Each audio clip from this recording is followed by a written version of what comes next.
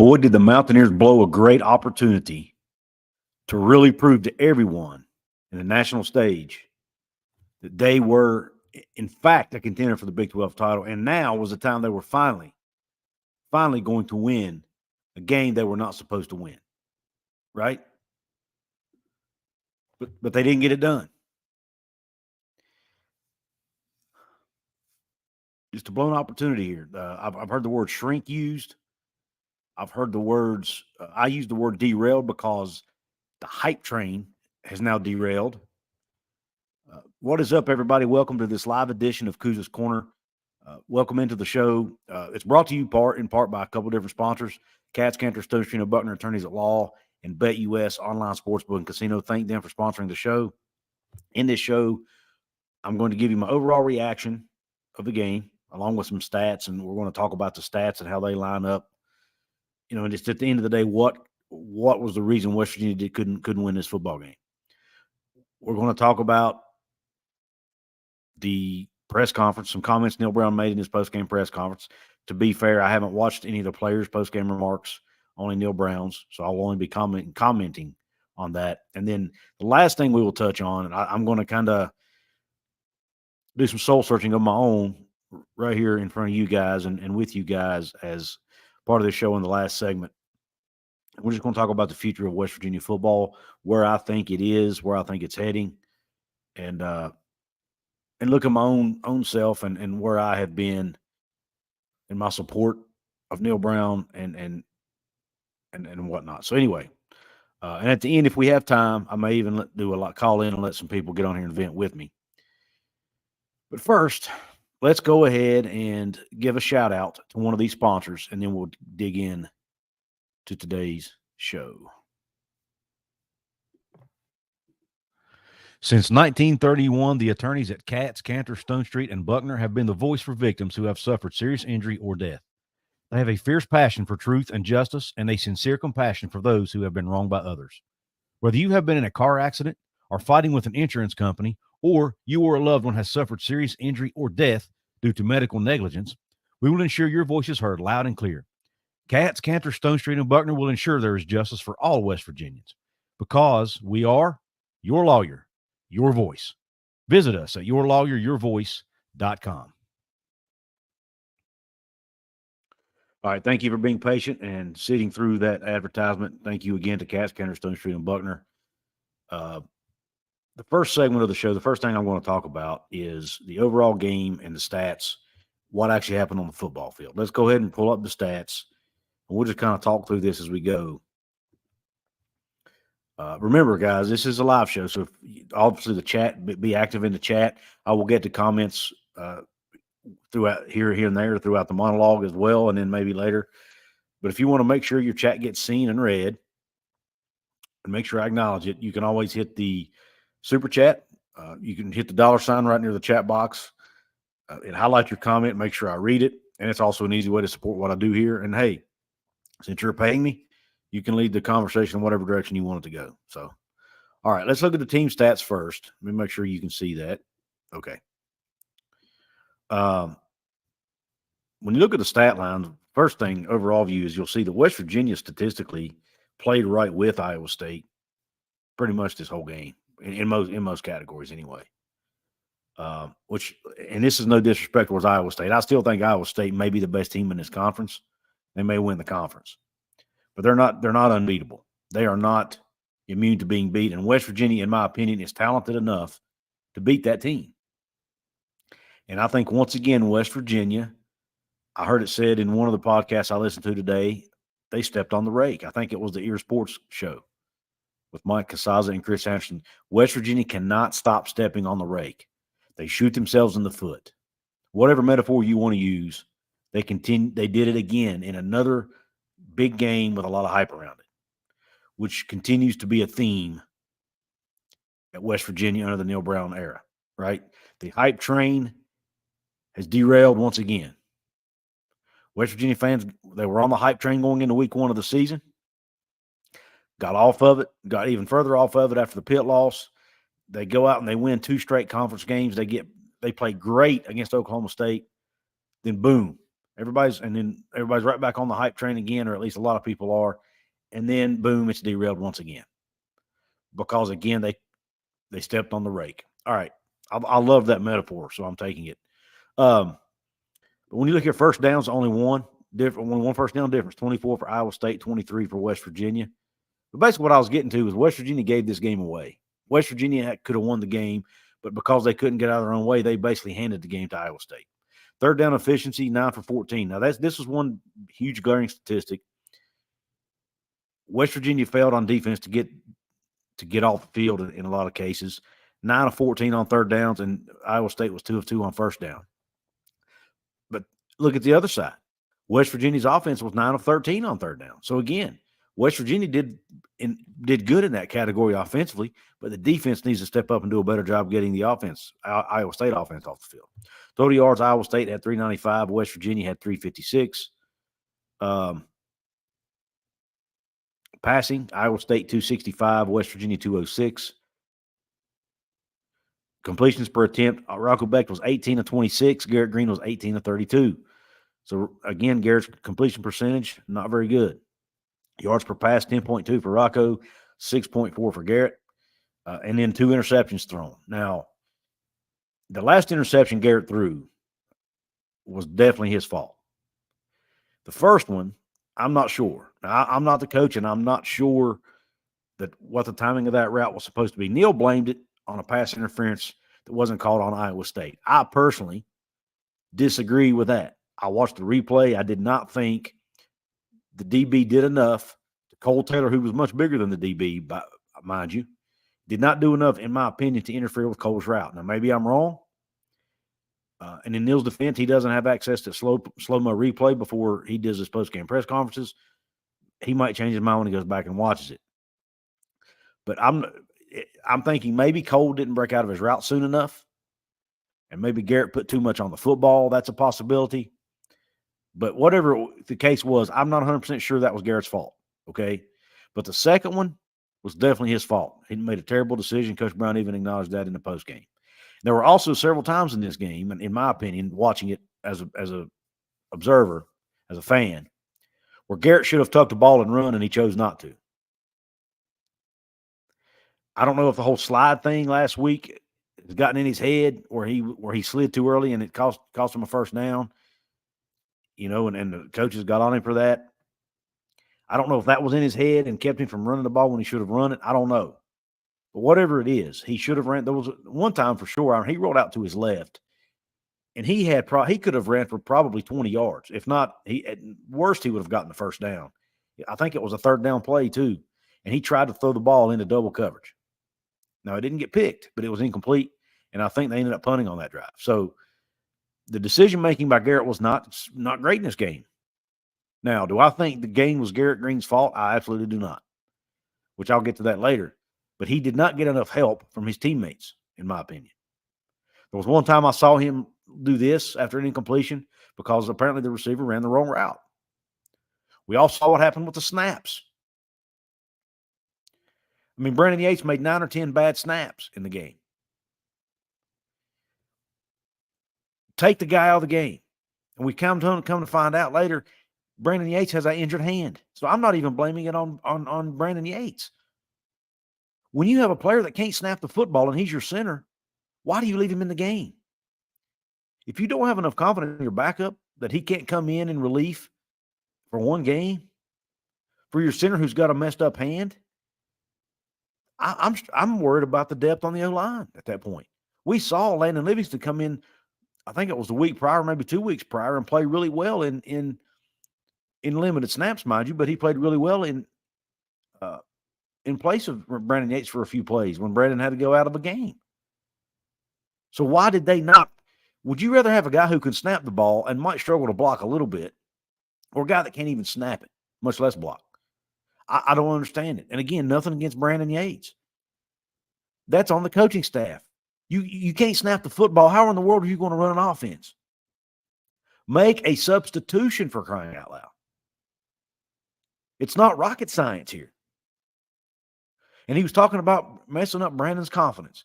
Brandon is like a 6th or 7th year senior, man. I think might be a 5th year senior. Anyway, either way, He's a veteran player. You're not going to shatter his confidence. He's mature. He's a grown-ass man, for crying out loud. He will understand it, Neil. He will understand. And if he doesn't, that's on him. Again, I just don't understand some logic behind some of these decisions or lack of decisions. All right, let's go. Rushing, 130 for Iowa State, 150 for West Virginia. Actually outrushed them. Rushing attempts, 43 for Iowa State, 31 for West Virginia. Yards per rush, 3 for Iowa State, 4.8 for West Virginia, but that was mostly Garrett. If you look at, and I got to credit the three guys before the game pod for this, if you look at their actual yards per rush for the running backs for West Virginia, it was only 2.5. Not good. Now, they did great on the first drive of the game. Drove it right down the field. Iowa State made adjustments. West Virginia wasn't able to make adjustments. I still think West Virginia abandoned the run a little bit too early, and they should have stuck with it a little more, a little longer. But nonetheless, Iowa State did a pretty good job stopping it. Now, was it poor blocking up front for West Virginia? Maybe poor blocking by the tight ends, by some receivers. I'm not sure. But I think at the end of the day, whatever it was, the run game did not get executed as well as we thought it would, especially after what we saw against Oklahoma State. Penalties, this is a big one. 1 for 10 for Iowa State, 6 for 42 for West Virginia. And Neil Brown thinks some of those penalties weren't penalties. I don't know that I agree with him. I really don't. Now, there was a couple things they should have called on Iowa State that didn't get called. The intentional grounding that didn't get called on Rocco Becht was egregious in my opinion. There was no doubt in my mind it was intentional grounding. He was standing behind the center. Yeah, he moved a couple steps, but so did the center. He was standing behind the center, threw the ball out of bounds. He was throwing the ball away. There was not a receiver anywhere in sight, and they did not call intentional grounding. Even the announcer said it was intentional grounding. Tim Brando. And if Tim Brando says something positive or says something that's benefits West Virginia, then by gosh, it's probably right because he's not going to do that very often. But that's a whole other conversation. All right. Obviously, the 2 turnovers to Iowa State's 0. West Virginia, one of the worst in all of Power 4 in turnover margin.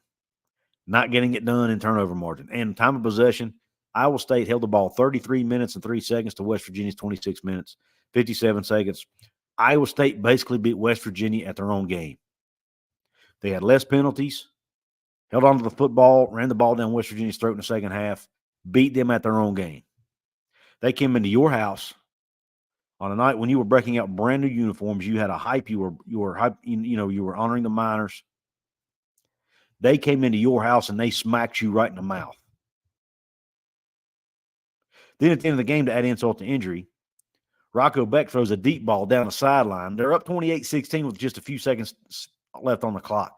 Throws a deep ball down the sideline that gets completed. Now, they could have went in and scored again right there, but they didn't. They chose to take a knee. I think that was Rocco Becht saying, this is how good I am.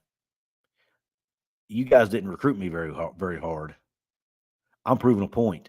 And I think it could have also been, Matt Campbell trying to show that his team's got a little swagger to him. Maybe sending a message to the rest of the Big 12. Hey, we're Iowa State. We're not going to play second fiddle to anybody. We're here. We've arrived, and we're coming for the Big 12 championship. So there could have been a little bit of both there. But nonetheless, whatever it was,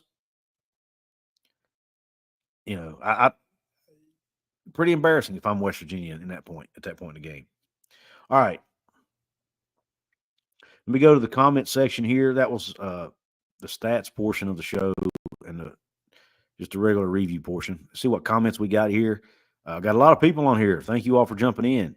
Remember, if you want to make sure I see your comment, I'm not going to be able to see all the comments. There's just too many of them. If you want to make sure I see yours, hit the $ near the chat box, and it'll highlight it, and I'll be sure to see it. So, let me see. Make sure I see if I've got any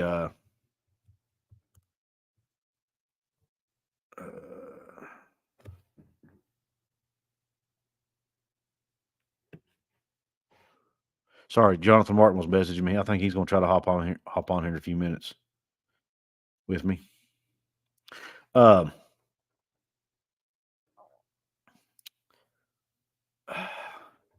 Trying to see if I got any comments from VIP members first because they get first dibs on comments. Those are the paid VIP members who pay $4.99 or $2.99 a month. All right, don't see any. So we've got Chase Gaming in the house. We've got Ben Caldwell. We've got It's Not Okay Golf. Says Green is the fourth QB to regress and play terrible in the senior year under Brown. Kendall, Daggy, Daniels, and now Green. That's fair. And I'm not going to say I don't know that Green has regressed. I just don't think he's gotten better. And what it is, teams have figured out how to play Garrett. They're forcing him to beat them with his arm. They're not letting him run as much. He's got a whole year on tape now. And I just don't know that he improved as much in the past game as what he thought he had, or maybe what the coaching staff thought he had. I don't know that I'd call it a regression, though. I don't think I'd go that far, but it is a very fair assessment and a fair opinion. Russell says there's no joy in Mudville. Ben Caldwell, I want to believe in these kids, but it's getting harder and harder. Offense played soft, defensive secondary stinks and still out of position, got beat by the long ball all season. It's frustrating. Yeah, and last night it wasn't even long. I mean, they did have the one really long touchdown pass.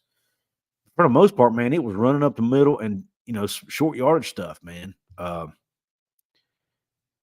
be honest with you. Yes, the defense didn't play great, but I thought the defense played well enough to win the game. I mean, other than not getting off the field on third down and not forcing any turnovers, they made enough stops. You look, Iowa State took the momentum in the first half when they, West Virginia misses the field goal. Iowa State comes right down and scores, ties it at 7, right? West Virginia gets the ball back. They don't do anything with it. Iowa State gets it, scores again. It's 14-7. West Virginia gets it, scores. It's 14-10. Nonetheless, West Virginia's defense had several opportunities to let the game get out of hand, and they did not. But what happened is West Virginia's offense, every time they got an opportunity, they couldn't take advantage of it, man. They would drive the ball down the field, and then couldn't get it past the 30 or 40-yard line. I mean, it just of Iowa State, obviously. Just like they just couldn't get, like I said, they couldn't get out of their own way. Bad snaps, throws being off, couldn't get the run game going. It was just one thing after the other. But, I mean, and then the defense ends the first half with a big stop against Iowa State, who was getting the ball back to start the second half. Then they come out the second half and make another big stop. And I'm thinking, okay, West Virginia can, if they maybe they made some halftime adjustments, they can come out and they can get that momentum back. They can get that momentum back here in the second half. It was just still a 14-10 ball game, right? But they didn't. They still stalled again. I think that may even been when Garrett threw his first pick. But it was just one thing after the other. They just continue to make huge mistakes at critical times. And they're not making those mistakes in games against teams that aren't as good as them. Teams that they're supposed to beat, like Kansas and Oklahoma State and Albany, they're not making those critical mistakes. They're making them against teams that they are not on paper supposed to beat. But, guys, this is Iowa State we're talking about. Now, look, I don't want to get ahead of myself. I'll save that for later in the show. I think I got a super chat that came in. Yes, I did, from Horror Realm. Horror Realm says he's got the super sticker. Thank you for the super sticker, Horror Realm. $1.49 super sticker. Thank you so much for your generosity and your support of the show. We've got Bear No Beef Tip says, Couz is a Mountaineer I brought in a few years ago. Skylar Howard, when does it get better? Grows so tired of getting beat. Man, I don't know, buddy. Silas says, fire Neil Brown. I won't be going to Morgantown anymore this season. Got home at 2 a.m. for that clown coach. Nope, not again. Green says, can you guess who's 6-0? I'm assuming you're talking about Pitt or Penn State. Not sure which one you are. Ryan Lothar says, as a student, it just hurts growing up watching WVU to be a good team most years and to come to college and us be terrible with a talented roster and being okay with being mediocre. It just hurts, man. Totally understand. Ben Caldwell, Dane Surveyor says he was uncomposed for a senior center, rattled. I wouldn't call it rattled. He had a hand injury, man. He got rattled because, I'm sure after he made a few bad snaps, it might have played with his mind a little bit then. But at the end of the day, I don't think he should have been in the game. If you cannot snap the foot, if you're hurt that you can't snap it good, why are you in the game? Russell Snyder says, we were told we have depth at all positions, yet play at center with an injured hand. More BS coach speak, I guess. And that's a fair critique, man. John Waffle, H2P, says West Virginia needs to settle down. You lost to 3 of the teams best in the nation. WV is just mid. D. Wayne says WVU needs to cheer for Texas Tech now because if they want a shot at Arlington, both need to win out. Then WVU needs to play Tech last game of the season, and winner goes to Arlington. That's fair, D. Wayne. And look, on paper, West Virginia still has a shot at the Big 12 title game. Now, I don't know of any fan who actually thinks it's going to happen, but on paper, there is still a chance. Barano Beef Dip says, I also get tired of him blaming the refs as if one call was going to change the game. I'll get to that in a minute, but great point. Neil is a narcissist. He's never wrong, never needs to make changes, and it's always someone else's fault. Sir Thomas, I'm just getting in, so I'm not sure if you spoke about it already, but what in the hell is going on with our defense, Couz? Our secondary makes me want to scream, man. Yeah, there was some busted coverage for sure, some miscommunications. But I'll be honest, and now the defensive front didn't get as much pressure as I was hoping they would either. But at the end of the day, Thomas, I'll be honest, I thought the defense played good enough to win the game. They were given 2 short fields because of interceptions. And outside and they scored on both of those. Outside of those, those two, you got to put those 2 on the offense. Those 2 drives, in my opinion.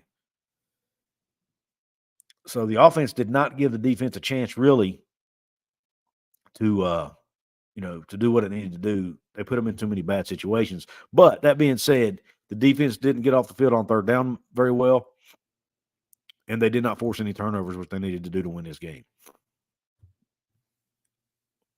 Green says, go Pitt 6-0. Imagine blowing a 10-point lead with 3 minutes left. Have a great season. Not. Silas says, I'll be enjoying by Saturday next week, talking my kids to trunk or treat, not wasting it on Neil Brown. Mason Warner says, ISU could have made this game really messy for us. Watching it, ISU was in control at all times after that massive 60-yard touchdown. If they kept throwing the football, it would have been way worse. Hayward, Iowa State just sounds funny, like something George McFly would say, trying to stuff to Biff. That's funny. Mark Aldridge in the house says, hope we can turn around and beat Kansas State. It's possible. Tosh Miller says, we've lost our deep threat wide receiver this year. I think that has made Green look somewhat worse this year. Barano Beef Dip says WV is going to lose out the rest of the year. Nah, I don't think that's going to happen. They'll finish with probably 5 or 6 wins and do just enough for Neil to keep his job. Tough loss, Couz. Hope you and the family had fun at the zoo. We did, Ben. Had a good day at the zoo. Just didn't have a good night last night watching the game. Mason Warner says, I don't know if it's Green. If all these QBs under Brown are struggling, then it has to be the playbook. We have struggled to throw the football for years. And that's fair. That's a fair criticism, man. And you're not really wrong either. Saw your comment on 3 homers before the game. Excellent comment. Thank you, Christopher. Not Okay Golf says this is not quicksand. Shane Falco was talking about the Replacements movie. Jeff Ruff says, I'm tired of talking about the same mistakes after every loss. Who should WVU target for its next head coach? Fair question. Ben Caldwell, yeah, me too, Chris. I laughed. All right, Lonnie Johansson in the house. Thank you, my man. He's been a member for 2 months. Says, go Big 12. BYU fan. First off, congrats to BYU. They are legit. They are proving a lot of people wrong, including moi. I was completely wrong on BYU. I was also completely wrong on Arizona State, by the way. But congrats to BYU. Thank you, Lonnie, for being a VIP member for 2 months and taking advantage of the perks there. Obviously recognitions and chats, and you get, and in videos, by the way, and you get early access to content when I put it out early. John Waffle, H2P in the house. I know he's going to probably talk some trash, but that's okay. Thank you for the super chat, John. He says, remember back in the glory days, Pitt and PSU were winning natties during your glorified 8-4 days. Buddy, Pitt ain't won a natty in your lifetime, so hush. Talkus Pitt says WVU should be at Cincy, Russell, but UCF, I don't know. Okay, sorry. He's talking to somebody else, I guess. Lonnie Johansson, thank you for the $2 super chat. Thank you for the generosity. Says, go BYU and go Big 12. Dane says, we will win 6. Right on. Tommy Grahams. Another Pitt fan, Kelsey Whitlack, says, why are we looking for a coach? Because we lost to 3 undefeated teams. Our fans are something else. Kelsey, I'm going to touch on that later in the show, my man. Hope you stick around. Larry says, Mountaineers had the better team. Green just threw her to the wrong team 2 times. All right, let me get to the next. I got 304Z28 in the house and Snowman 99. Thank you guys for coming in. Yeah. Is it basketball season yet? That's what we're asking now, right? All right. Let me get to the next segment. Before I do get to the next segment, I want to give a quick shout out to, sorry, I put the wrong banner off. I want to give a shout out to another channel sponsor here, and that is my friends over at BetUS Sportsbook and Casino. Right now, you can place bets on any sporting event, including college football games coming up this Saturday, which will be, I guess, week 8, I guess. Place any bet, and if it's your first time bet on your very first deposit, if you use promo code YouTube150, you get a 150% bonus on your very first deposit and 125% bonus on your next 2 deposits up to $20,000. Again, promo code YouTube150 to take advantage of that offer today. Be sure to play responsibly, and you must be 18 years of age or older. All right, now let's get to the next segment of the show, where I'm going to talk about Neil Brown's post-game press conference. When you look at Neil's post-game presser, I want to talk for 2 things. Number one, he talked a lot about the officiating. I'm kind of tired of hearing about officiating in his post-game press conference. Were there some missed calls? Absolutely. Were there some bad calls? Absolutely. Is college football officiating terrible? Absolutely. Is the Big 12 officiating terrible? Absolutely. But you know what? No way, shape, or form did the officiating cost West Virginia that football game. If you don't put yourself in situations to where bad calls can hurt you and affect the game so many of these times, that's on you. The team should have played better and not been in. If you're beating a team by enough points, or you're ahead or whatever, those non-calls or whatever don't hurt you as much. And 2, to be honest with you, I don't even agree with a lot of his opinions on those calls. It was a hold in the end zone by letter of the rule. It wasn't pass interference on Cole Taylor, in my opinion. It was just a bad timing on a route or a bad throw, whatever it was. Again, I could be wrong, but I didn't see. Yes, C.J. Donaldson got held late in the end zone, but by then the game was pretty much out of hand anyway. I mean, there's just so many things. But when you're continuously getting beat in these big games, the fans get tired of hearing about officials. Instead of talking about officials, how about you talk about why you did what you did and why you didn't do what you didn't do, and why you aren't able to get this team ready and prepared for games with a lot of hype or games against ranked opponents. Neil Brown has won, 3 games or 2 games, whatever it is, against top 25 ranked opponents in 6 freaking years, man. 6 years. 6 years. So the fan base is getting tired of hearing about officiating, and that it's chapping it's really, I talked about it after the Penn State game. I'm going to talk about it again. If you want to make one brief comment about it, that's fine. Go on. But don't spend a big chunk of your press conference talking about officiating, man. Just don't do it. It's a bad look. It makes it look like it makes it appear like you're making excuses. And that's not what we want. And that's not what we need you to be doing as a leader of the program. But anyway, the other thing he talked about, that's kudos to the reporter. I don't know who it was. Kudos to the reporter who asked him about Garrett Green. Now, they asked him, did you ever consider taking Garrett out and bringing Nico in for a spark late in the second half? Neil's comment was, and I might be paraphrasing here, but basically he said, why would I do that? Do you think we needed one? Well, even though I don't think the game was Garrett's fault, for him to make that statement and say, do you think we needed one? Well, no shit, Sherlock. Were you watching the same game we were? You needed something because your offense wasn't getting the job done, man. And for him to talk about how he doesn't have a quick trigger pulling quarterbacks, let me take you back to the 2019 or the 2020 Liberty Bowl.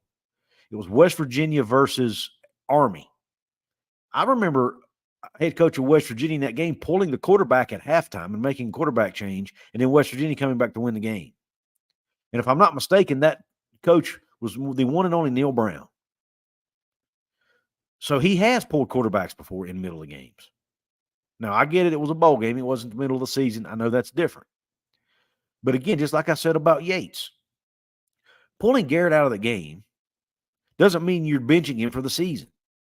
Okay? See how Nico does. The game was pretty much almost out of hand anyways. You're not going to win the game. See if Nico can give you a spark. If he does, great. Maybe you do have a shot to win. And if he doesn't, then he doesn't. You go back and put Garrett in the following week. And again, Garrett is a grown-ass man. He can handle it if you decide to do that.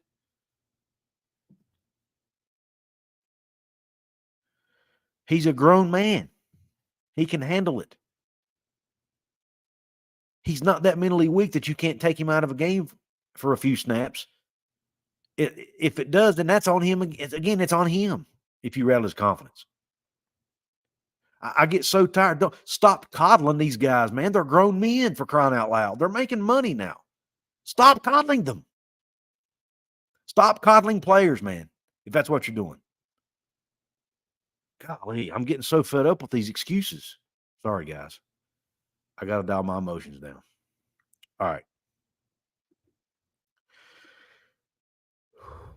All right. Let me send a link to my friend Jonathan here. Get him on the show.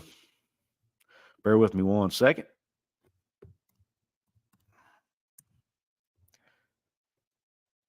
We will get his thoughts on the game. Uh-oh, is Twitter not going to work for me? What the heck? Why is Twitter not working all of a sudden?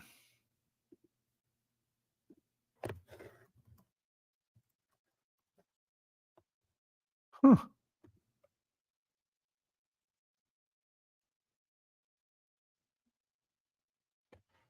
Bear with me a second, guys.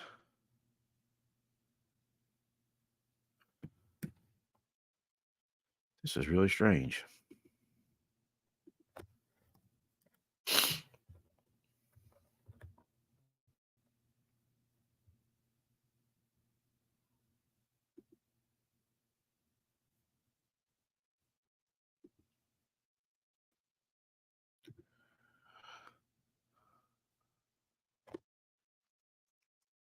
It's making me sign into Twitter again. I'm trying to send my buddy Jonathan a link to get on the show.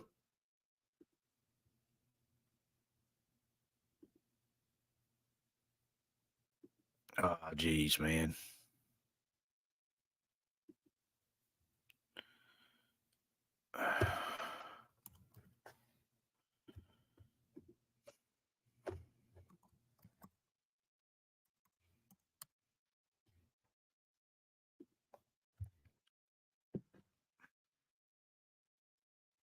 Sorry about the technical difficulty, guys. This is I did not expect this to be happening here. Having to sign into Twitter when I stay signed into Twitter on this computer all the time, and it's never done this to me.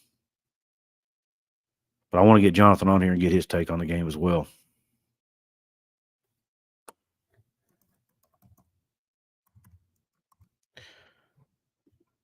You guys can keep each other company in the chat, hopefully.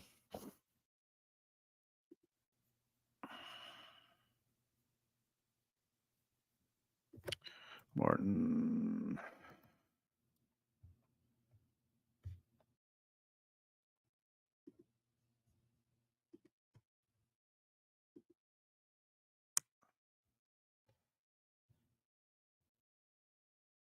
All right, I got him links in. He should be joining us in just a second.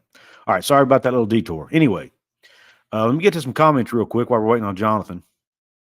Yeah, I'm going to read it, John. Bear with me a second, brother. John Waffle, H2P, says, hail to Pitt. Thank you for the $4.99 super chat. It is what it is. You guys are 6-0. You whipped our butts, so you deserve, hey, you're ranked in the top 25, and you deserve it. I don't know what else to say, man. I appreciate this. I appreciate the donation. I'll take this one. I'll take the L. I'll take the trash talk like a man here.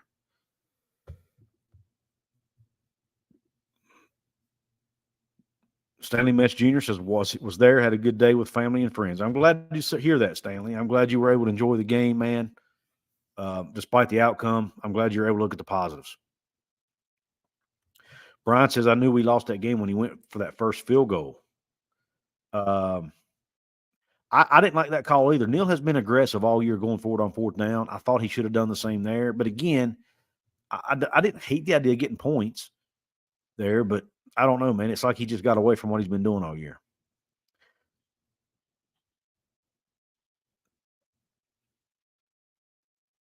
Yeah, Jonathan Martin, talk his pit. That's exactly right. He'll be joining the show here shortly, hopefully.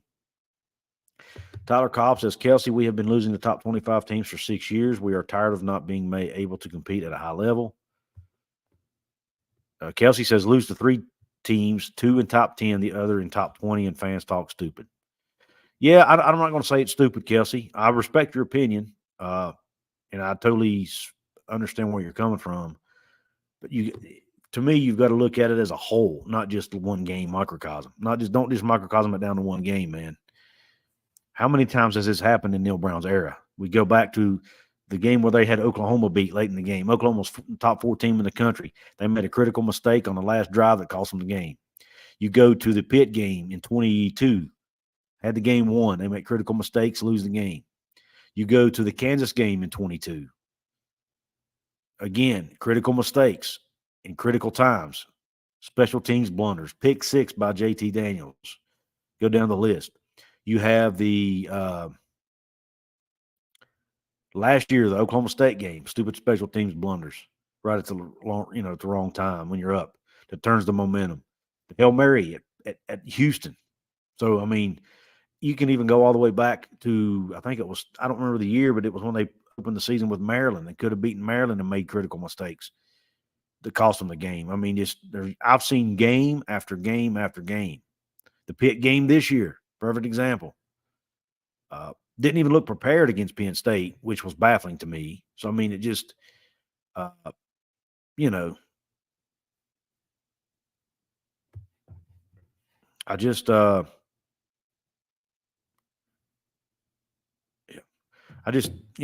people get, and I think as fans, we have a right to be upset. We're investing our money, our time, our energy, our passion, our love. Fans have investment into this football team. It's not like we don't give anything for them, So I think fans have every right to be upset. And it should not become personal. You should never call somebody a name. You should never call somebody garbage. You should never talk bad about them or their families. You should never DM anybody. All of that stuff goes too far. This is not personal. It's all about football at the end of the day and what is best for the program. So I do want to make that clear. All right, we got Jonathan in here. What's up, Jonathan? Couz, how are you, buddy? I'm good, man. I'm good. Just trying to, have some conversations with the folks in the chat room. I talked first 2 segments. I just gave a brief overview of the game. Talked about some stats and how statistically West Virginia was right there in this game. Yeah. Just too many critical mistakes. Stepping on the rake, as Mike Couz and Chris Anderson said in their show. They continue to step on the rake, right? Yeah. I mean, it's I think it's about what we've come to expect, right? I mean, to me, I think it gets to a point where you are what you are. And, Yep. It was frustrating watching that game. I know you and I kind of conversed a little bit during the game, and I thought, heck, fire, the first drive of the game offensively, it was everything you could imagined outside of the bad snaps. Defensively, it was bend, don't break. You got a huge sack. You got to stop. You got the ball back. And I thought, my goodness, this is 2 weeks in a row. We're prepared for a football game. And it looked good. It looked really good. It looked good until it didn't. And I can't for the life of me figure out why the missed field goal seemed to just break this team. I don't know if it was because of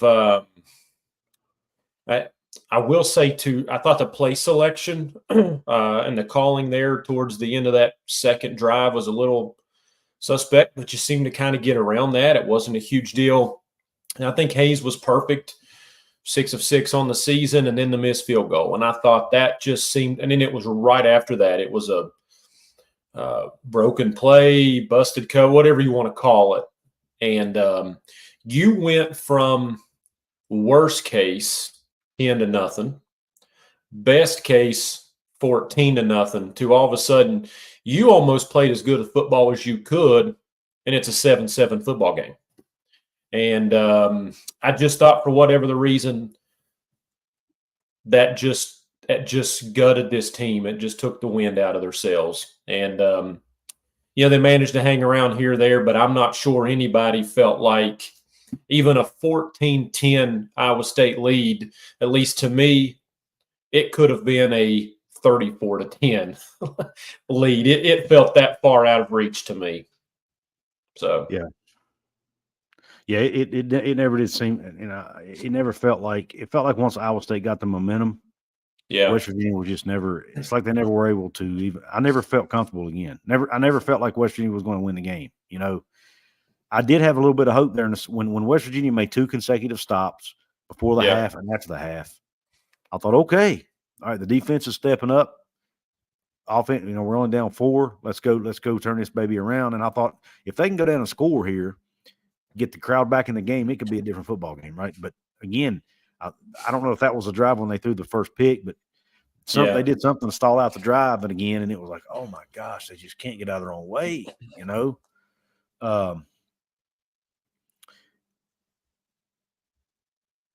So let me ask you your thoughts overall on Neil. Did you listen to Neil Brown's post-game press conference? I didn't. Okay. Couz, I tell you, I was pretty deflated, and I put a little tweet out that it felt like that game, even though I should have come to expect it. It kind of got a little bit worse. It dinged a little bit worse, so I didn't. I want to go back and watch it, and I want to see what he says tomorrow. Curious, but so I didn't see it. No, I'm not sure what all he said. I do know. Let me back up. I do know he questioned the officials pretty good. I saw a couple of those comments, but overall, I don't know what he said. Well, I mean, I just listened to it today. To be frank with you, after the game last night, I didn't want to hear what he had to say. I was so mad. I was just like, same. I was mad at him. I was mad at the team, but I'm more mad at him and the coaching staff because I just felt like, I honestly, Jonathan, I'll be honest with you, man. I honestly feel like West Virginia was the more talented football team. Yeah. I really did. I mean, you take the huge busted coverage play early that I just talked about. You took that away. But now West Virginia, they did semi-methodically move the football a little bit, and maybe didn't run the ball as well. But yeah, it was certainly a game where you, I won't say should have. I don't know that that's the right word, but could have won, and shouldn't maybe have went the way that it did. But just frustrating, I felt like if there was ever a game where the opportunity presented itself for West Virginia to succeed, I thought this was it. Now, listen, I don't want to go all in on Neil Brown here and give Iowa State the credit. I don't know if you saw that video today on X, but that was a killer. But credit, I mean, let's not forget Iowa State was undefeated. There's a number 11 team in the country. They're pretty dang well coached offensively and defensively. But it just was a night, Couz, where everything seemed a little bit weird too. The repeated bad snaps, right? I mean, it was like at some point, I felt like you reached a point where you're literally killing possessions. You're killing drives. Those are drive killers. Those are your holding penalties. Those are your fumbles. Those are, you know what I'm saying? I mean, those are drive killers. And it didn't happen once or twice. It happened 4, 5, 6. It was over and over and over and over. The interceptions, Garrett. Man, I said as much last night. I love Garrett Green. He's a warrior. And if there's anybody I want to lead my football team, it's him. Couz, he seems different. Yeah, something's up. He seems different. There's not as much improvising. There was a play last night where it was a third down play, and he could have, I don't want to say easily, but it appeared that it was odds were in his favor of just converting that third down, running the ball, and he sidearmed it into a tight window. I just feel like that was something you would have never seen out of Garrett last year. Mm-hmm. That was a pick-me-up first down. Let's keep the change moving. Instead, it was just some quirky sidearm throw. It just seems off, seems different. I plan to tomorrow go into those numbers last year to this year to kind of break some of those analytics down a little bit. And I want to see if I'm right, if I'm wrong. I don't know. Just seems off. Just seems different. Yeah. And Daniel Gigax, who's a VIP member here, makes a great point. The teams West Virginia has lost to are collective 18-0. It's a tough run, and next is a 5-1 K-State. And I don't argue that point. But that's like the same thing we hear every year. You know what I mean? Like last year we heard, well, and I defended them last year because I thought, hey, a win is a win. They win 9 games. And it was a good year. Last year was a good year. But when you look at the teams they lost to, Oklahoma State, outside the Houston game, they lost to teams that they, on paper, shouldn't have beat. Yeah. You go back to 2022, they couldn't beat teams they were. I mean, it just goes on and on and on. At some point, they've got to pull an upset. You know what I mean? A big upset. Almost every coach West Virginia's ever had has done that at some point in their career. Yeah. Usually within the first 6 years. And he hasn't. He hasn't won 7. He's only won 7 games one time in his career. And I did, there's. And again, we can go into the numbers and talk about how his schedule is harder, which I agree with. But so that you got to take that into account. But at the end of the day, man, just throw the numbers out the window. I'm watching the games. Yeah, they're not. They're not playing good football. Period. Well. And I'll say, Couz, I agree with what Daniel says. It is true. But I would also point to the fact that, and I'm not trying to be a glass half empty guy, but I would also point to the fact that West Virginia's, they were 2-0 in the Big 12. You want to know the record of those 2 teams they beat in the Big 12? 0-6. 0-6. Couz, their other win of the season was Albany. I just pulled it up here because we haven't really paid much attention to what Albany has done after West Virginia. They lost to Idaho 41-13, and they lost to Maine 34-20. Now West Virginia beat them, but I think what the consensus there, my point is, they semi-struggled in that first half against them, and it was ugly. Now they pulled it out eventually, but I guess where I'm going with that is Daniel's right in the fact that the losses they have are against some really good football teams, and I agree with that. But it goes to the point that they're also had won 2 Big 12 games against teams they're 0-6, and an Albany team was your 3rd win of the year, who has struggled against some weaker competitions after West Virginia. So, for me though, Couz, at some point you've got to win these games. How long? I don't want to get off on a rant, but how long are we just going to be okay with being okay? Yeah. And I'm not going to get on this show tonight. I've always said I'm not going to do it. I'm not going to call for people's heads. I'm not going to call for coaches to be fired. I'm not going to do that. But what I am going to say is Neil Brown is the perfect example of somebody who's going to beat teams that he should. And he's not going to beat teams that he should. You know what I'm saying? I mean, he's going to lose those games. It just is what it is. This isn't his first year. It's not our first rodeo. We've read this book And he's going to beat the teams he should, and he's going to lose to the others that he should, and that's where I'm frustrated, is how long are we going to be okay with being okay? Yeah. And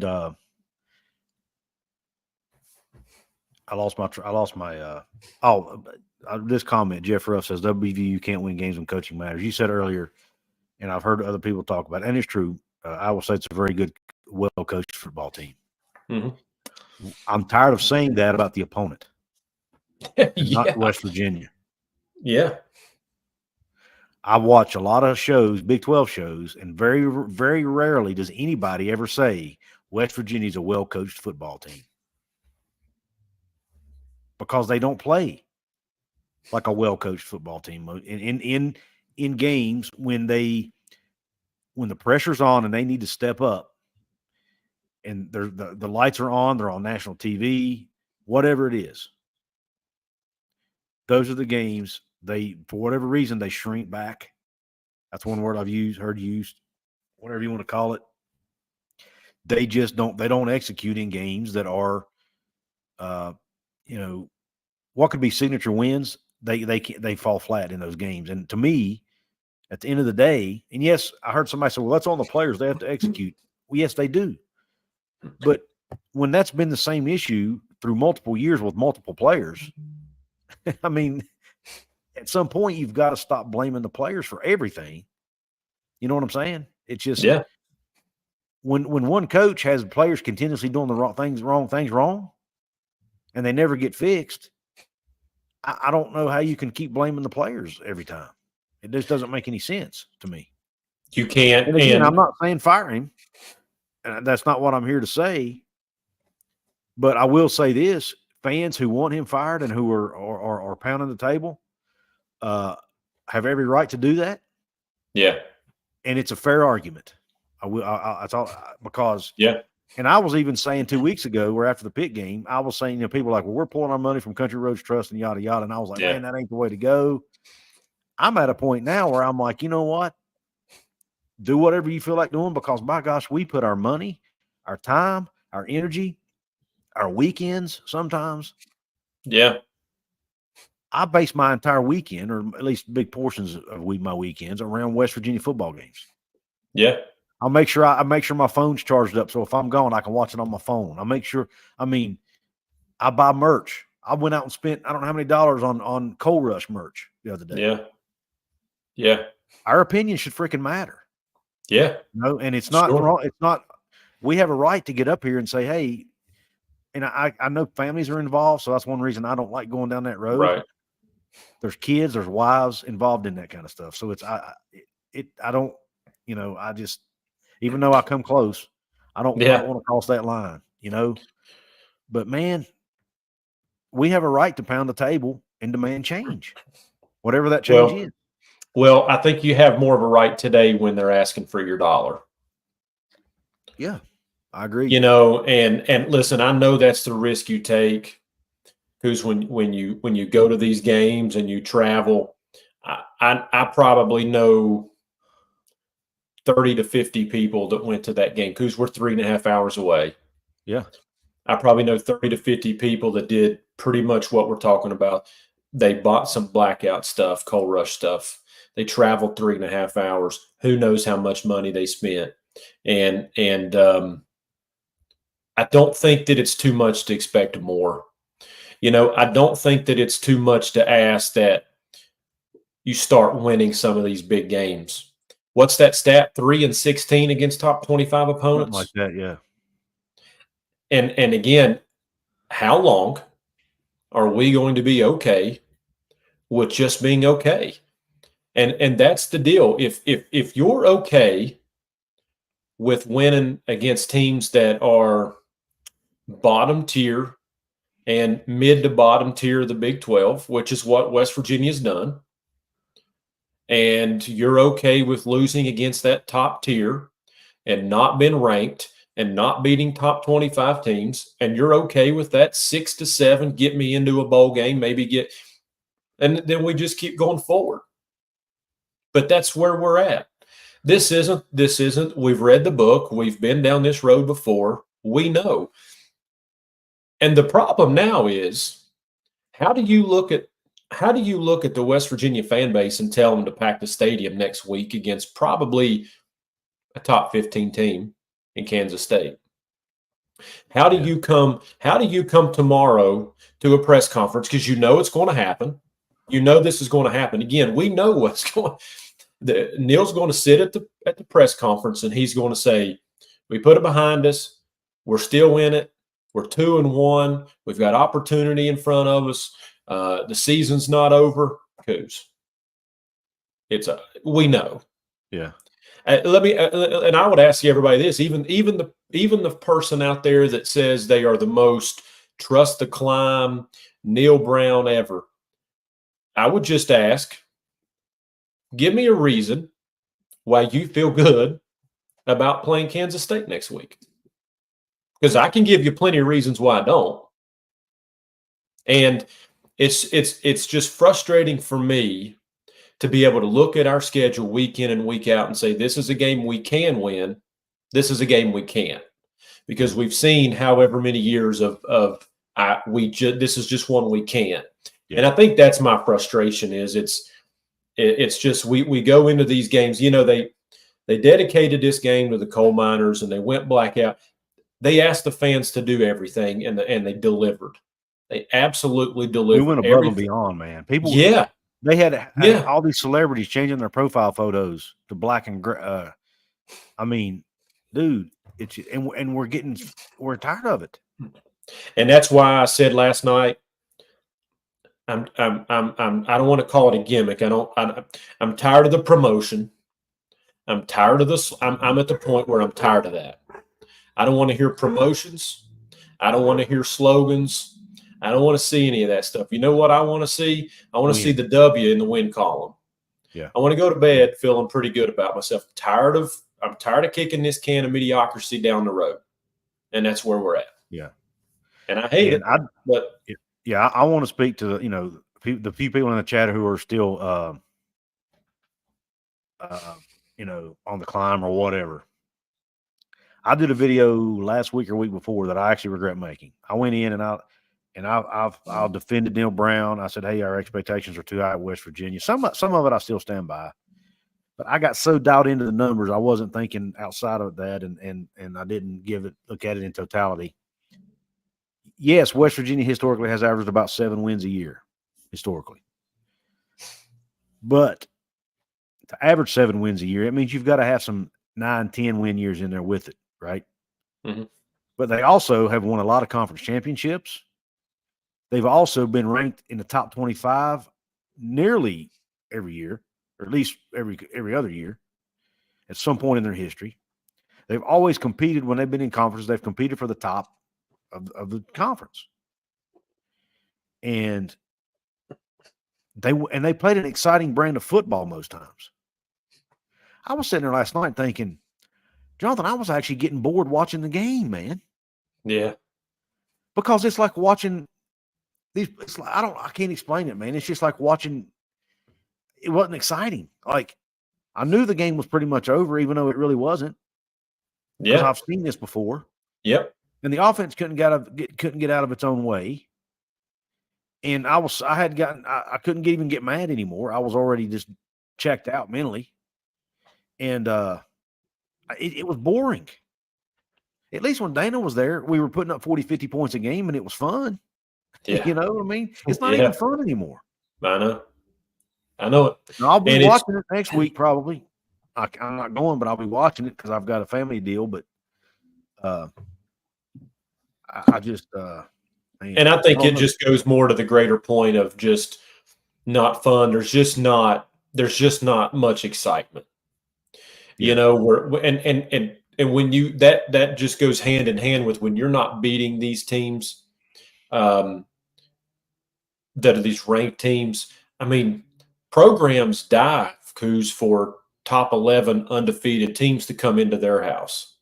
That's what they want. And West Virginia has proven. I mean, I saw a stat earlier that said they're 0-7 in their last 7 games against teams ranked in the top 25. 0-7. I mean, so it just goes to my point of you know, give me a reason. And here's the thing, I'll be fair with you, but give me a reason why you feel good about Kansas State coming in to Morgantown next week. Give me a reason. Yeah. Because I can give you plenty of reasons why I don't feel good about it. And again, I'm not, to me, it just goes to the greater point again, and I don't want to just keep beating the drum, is how long are we going to be fine with this? Yeah. And Kelsey, to your comment here, pretending we play Boston College and UConn every week, I've talked about that, and that's fair. That's a fair argument, okay? When you look strictly at the numbers, that's a very fair argument. Neil's schedule has been harder. But we're talking about Iowa State here, okay? Iowa State is one of the worst football programs ever historically. And they are now better than West Virginia. That should make you sick at your freaking stomach, in my opinion. That Iowa State, who's out in the middle of nowhere, has a better football program than West Virginia does. That should be embarrassing. And I'm not trying to take a shot at Iowa State. But West Virginia we started here. They started here. They're now here, and we're here. I can't take all the numbers out the window. You've got Kansas State, and don't say it's resources, because you can't tell me Iowa State has more money than West Virginia or Kansas State even. Those programs should not be better than West Virginia University's football program, in my opinion. Not today. I would even throw Texas Tech in there. Now, they are in Texas, so they have a lot of money, so maybe that one's not fair. But Oklahoma State is another one. I mean, we got all these programs who are so similar to West Virginia in culture, in size, in resources, and all of them are better overall programs. Looking at the last few years, are better programs than West Virginia right now. And that is not, I'm not satisfied with that. No. What do you say to that argument? But I think it's fair to mention Texas Tech. I mean, again, are we okay? Is BYU a better football program? Is Arizona State? I'll give you another one. Kansas State. Why can't West Virginia be a Kansas State? They can. They should be. Right. I mean, and I know they're down this year, but Kansas kind of turned that program around. And how many years are we going to keep kicking this can down the road? At what point do we not turn this around? If Iowa State can do it and Kansas State can do it, I just don't. I'm with you, and you're 100% right. It's just there's no excuses, none. Kelsey, that's my point. West Virginia is in the middle of nowhere, but so is Iowa State. That's my point, man. So is Kansas State. I'm not. It's not. My meaning to that is I'm not comparing us to USC or Ohio State or Texas. I'm comparing us to teams similar to us who actually were below us all through our history until the last 5-6 years. And again, I mean, I just don't. There is no reason West Virginia cannot not at least be equal to. Matter of fact, not even equal to. We should be better than Kansas State and Iowa State, and most of the teams in the Big 12. To be frank, you know, because Arizona's not had a good football program. Arizona State hasn't had that good of a football program, you know, over time. Yeah. So I just, you know, yeah, it's just I've defended Neil, I've defended the program, and I'll still defend the program, but because we're just in a bad spot right now, and I still think West Virginia will come back, but I worry that if the can keeps getting too far down the road, the longer the can get kicked down the road, the harder it's going to be to come back. Yeah, and you know, one thing I've always tried to do, and it's tough, especially in the age of social media, and it's rapid fire, it's live. Everything we say seemingly is live. Heck, this is live. So it's just raw emotion. But I've tried not to get too high and tried not to get too low. But that goes to my point, is how long are we going to do this? And it's not year one. It's not year two. Heck, it's not year 3 or 4. But if you're content with 6 or 7, which again we've discussed before,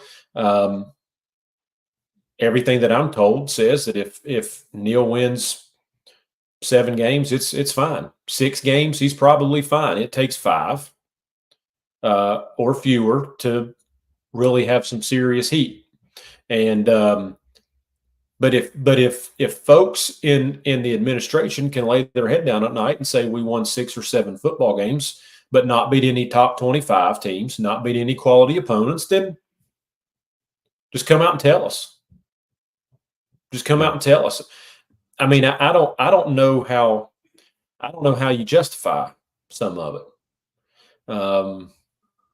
But you know, I don't know. I'll be curious to see how. I'll actually be curious to see how the team responds. Number one, and number two, I'll be curious to see what the attendance is next week. Yeah. Guys, Kelsey's not a troll. He just has a different opinion than us. It doesn't mean he's a troll. Kelsey's always been very respectful to me, even when we disagree. So I'm not going to, call him a troll. But anyway, I was reading the chats there. Daniel Gigax says WVU is closer to the good recruiting areas than KSU and ISU. That's another great point. It's just a mess. And Couz knows I was a big-time Brown defender. Absolutely. Yeah, Daniel's one of the most glass half full guys I know on social media. Even the glass half full people are turning, man. Yeah. The clown trusters are not trusting anymore. Even the ones who were on just even before this week. But Couz, what's there to trust? I mean, yeah. I mean, that's my question. And listen, I can agree to disagree with anybody.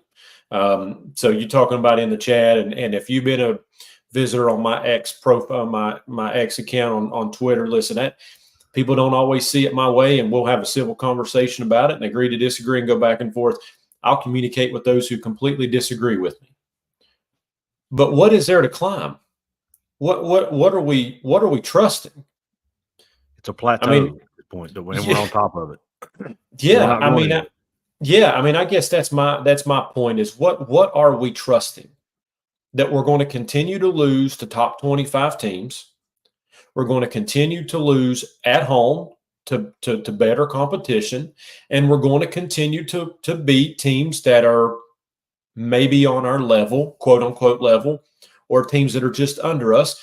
And are we going to just continue to trust that we're okay with winning 6 and 7 games? I mean, if that's what we're okay with, then I think you're better off just to tell the folks about it, because you've got a fan base that's split. And actually, if you want to know the truth about it, I think it's leaning a little bit more now, because guess what? Again, guess what comes up next Saturday? Another top 25 team. And if somehow, some way, this team doesn't find a way to win it, guess what? It's another statistic in the wrong direction. Yep, agreed. I'm going to have to cut this thing off here in just a second, but I want to address 2 things. One, Dave Maynard with a $2 super chat. Dave, thank you for your generosity. He says ISU was not more talented, but way more prepared. And I think and they do better at making in-game adjustments. That's what ISU is good at. They are phenomenal at making in-game adjustments. And that's what they did. And West Virginia's in-game adjustments didn't work. All right. And of course, and even if they did, the execution wasn't there, anyway. But nonetheless, wanted to get before we go, Jonathan, I got to get your thoughts real quick on the whole center snap debacle. We found out Brandon Yates had a hurt hand, apparently. So what were your thoughts there? Do you think should he have pulled Brandon Yates, or should he have even started him at all? No, so a couple things I would say about that just real quick. Number one, I want to say that you asked me earlier if I saw the post-game press conferences, and I didn't. But on social media, I saw some comments. Yeah. Number one, even though I was a little critical of him, I even said that I want nobody else leading my football team. I did see where Garrett Green said, "It's on me. Don't point fingers to him. It's on me." That's a leader. Okay. Good on Garrett Green for that. I don't know how accurate that is. I'm not sure, but good on him for stepping up. Number two, Brandon Yates, apparently he was injured. I don't know. Hand injury. Hand injury. Going in. They knew it going in. But then I saw on social media that apparently Neil had said he was still our best option. Yes. And if that's the case, we maybe have serious problems. If a guy who has a hand injury, who was everybody in the stadium and everybody watching knew, I mean, you held your breath, Couz, every time he snapped the ball. Yep. It was drive killers. It was momentum killers. I mean, you were moving the football, then you lost 5 yards because of a bad snapper. He had to fall on the ball. And so, to me, I don't know what adjustments you make other than a substitution. But if Neil was saying he was still our best option, maybe we got bigger problems. Yeah. Before I sign off, I got to read this super chat. Thank you, A. Gilst. Hope I got your name right. Thank you for the $5 donation. He says, Couz, great respect for WVU football. My Jayhawks would gladly trade places with WVU. Give Brown some slack. Rock Chalk Jayhawk, Allen basketball coming. We miss Huggins. Thank you for the comment. Awesome comment, man. And respect to Kansas and the way they do things there in Kansas, especially on the basketball side of things. Well, listen, I've got to roll. I got something I have to do, but Jonathan, thanks for hopping on here, brother. And I'm sure obviously you and I will be doing our show later this week. So, guys, don't forget the Gold and Blue Breakdown show coming up. Jonathan, real quick though, let everybody know what you have going on over on your podcast and on X. Yeah, so all my socials are there at Jonathan K. Martin over on X. Just come on over there. It's West Virginia field. It's Big 12 field. I've got a podcast recording tomorrow. Just a lot of thoughts on the game. And so, come on over, check me out. A lot of interaction there. Again, agree, disagree, we'll talk about it. John Park, thank you for the $10 donation. Says, go Mountaineers. John, real quick, I guess Kelsey wants to know, what exactly are your expectations for West Virginia football, just realistically? Yeah, so I don't know if we're talking about this year overall, but I mean, I expect, I don't expect Big 12 championships every year. I don't expect national title contenders every year. I expect 8 to 9 wins with the possibility of winning 10. When I look at the Big 12, and I think West Virginia should be able to compete with the Iowa States, with the Kansas States, certainly the BYUs, the Texas Tech. West Virginia should be a upper tier team in the Big 12, in my opinion. Yeah. We'll see where it falls as the season goes, but we've got a tough stretch coming up, and it started last night, and it's not looking good so far. But I expect 8 to 10 wins every year because I think West Virginia has the resources to do that. Yep, and that's fair. Well, thanks again, man. Everybody, don't forget Gold and Blue Breakdown show coming up later this week. Don't forget Wednesday nights we'll have Matt Thornsberry on here doing his Big 12 Blitz show where he talks about every game in the Big 12. Stay tuned for that. It's 7 p.m. Wednesday night starting this week. Last week we had to do some scheduling changes, but it should be on schedule for Wednesday this week. Have some exciting other things coming that's associated with Couz's Corner. I'll be announcing that here in the next day or so, hopefully. But nonetheless, thanks, Jonathan. Don't forget my sponsors, Cats, Counter, Stone Street, and Buckner, and BetUS Online Sportsbook and Casino. Thanks again to everyone for tuning in. Hope the rest of your night, and if you're watching this on the replay, the rest of your day is top shelf. And even though West Virginia lost, I will always, always cue Country Roads.